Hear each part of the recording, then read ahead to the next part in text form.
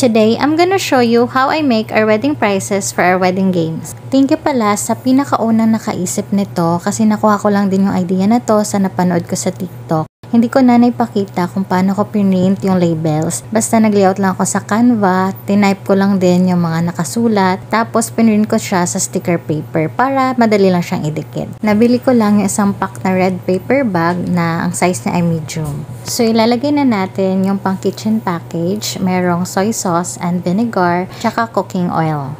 Next naman ay ang relaxation package. So meron tayong salon pass, effervescent oil, tsaka cotton balls. Next naman ay ang birthday package. So, meron tayong pang spaghetti. Next is whitening package. So, meron tayong pang bleach at whitening powder.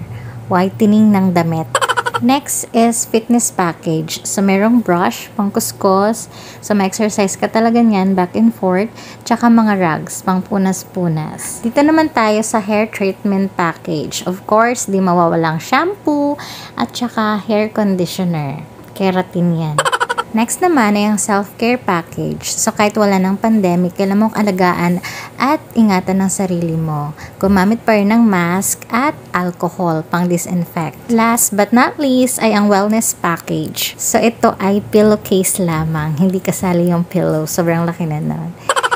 Yan lang yung mga prizes for games natin na parang may pakwela. At sobrang natuwa naman yung ating mga winners. Ito pala yung mga candid shots ng mga nakakuha ng prizes. So, hindi ko na nilagay yung video kasi medyo mahaba siya. At kita naman sa pictures na sobrang nag-enjoy sila. If you want DIY tips for your wedding essentials, follow for more!